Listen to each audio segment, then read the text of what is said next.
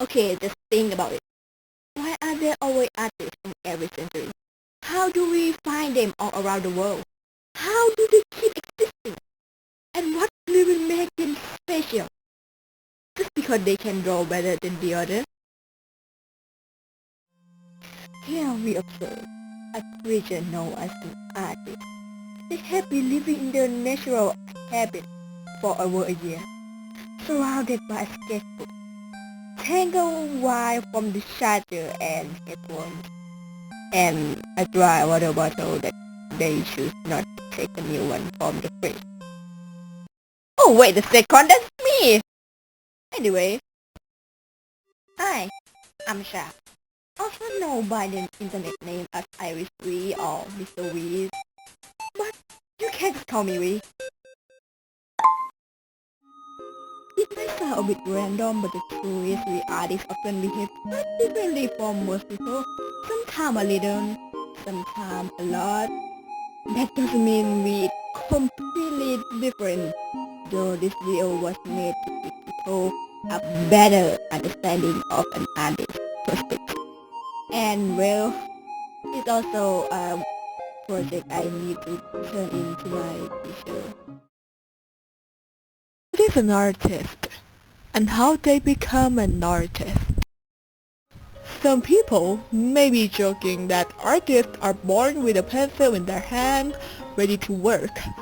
But in reality, there's no exactly a clear answer as to why someone becomes an artist. For some, it starts from doodling while doing homework. For other reason, it comes from being a gadget kid, if you know it, editing pictures before moving on to drawing their own. Or maybe it began when a kindergarten teacher told you to draw something. Maybe it's a homework. They just basically cannot stop. Even until today, they found it entertaining or fun. Over time, these doodles evolve. What once a stigma becomes anatomy studies, perspective drawings, and unhealthy obsession with brushes in clip studio paint. Or some of them just kinda getting great at it and drawing without studying, and then cause you to have difficulties in the future. It's not wrong, it's just a bit difficult and has a long-term effect. How many types of artists are there? There are many types of artists and you can easily find them at cosplay events, school or even in your own classroom. If we were to give some example, digital artists, they barely touch the glass and some of them might even forget what color it is. Animator, we don't know who they sold the soul to, but one thing for sure, their work is absolutely incredible. Traditional artists, you can find them anywhere, but they always have at least 3 sketchbooks, with hand often smudged from drawing. A little note for them.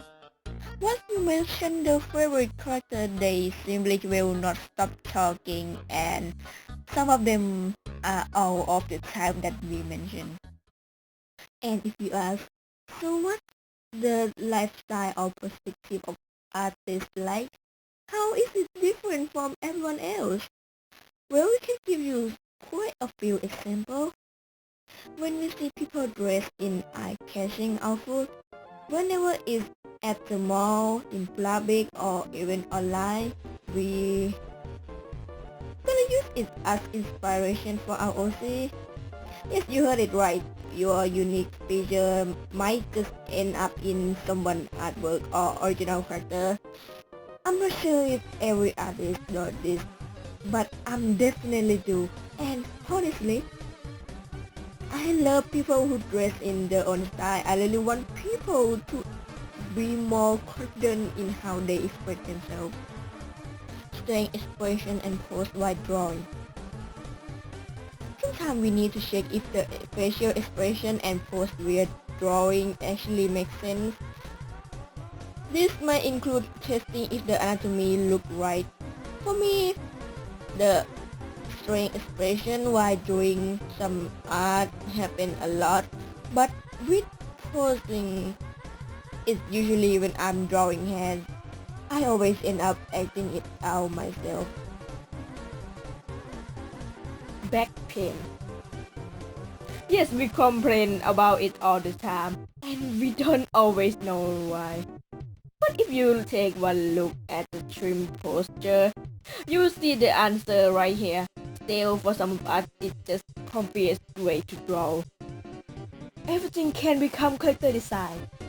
For character designer, music, object, food, creature, basically anything you see as normal can turn into an OC or a design. And once you see in the art, you might never look at those things the same way again. Or worse, your type in people might start getting strange, which remind you of something. Tired 24/7. It's like picking up a pencil to draw, drain all your energy to artwork. No matter how much you sleep or how much coffee you drink, it always feel like you in some reverse state.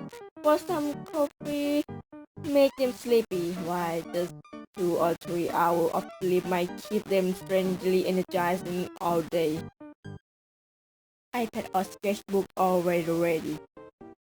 We never know where we're going or what we will be doing, but we will always carry it whenever we end up drawing it or not, because at least we take it with us. Sometimes whenever we have money is enough going into food, commissioning other artists or art supply. I mean, why not? Animation in our head while listening to music. If we grow up with animation or love making OCs, this always what's gonna happen for sure. As soon as we hear a song, an animation play in our head, it's just something impossible to make, or maybe possible if we didn't have any art block or too lazy. Go outside or touching glass. It's either too much or too less. There's no in between. But glass is purple, right? Now let me just say, these are just an example I can think for myself and what I discussed with my friend. Don't assume every artist is like this, because I don't want this video to cause any drama or stereotype about artists. This is just for fun, and honestly, it's just assignment I do to turn into my teacher. And also, hi to my classmates who are probably watching in class right now because my teacher decided to play it.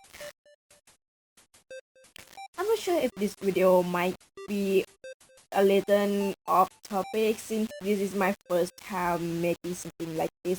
So yeah, it might not be perfect, but still feel free to give me some feedback. And this is gonna be freestyle. I don't have a script for this part, but I just want you guys to know that English is not my first language. I am Thai. As for the people who seen this video in YouTube, thank you for watching this.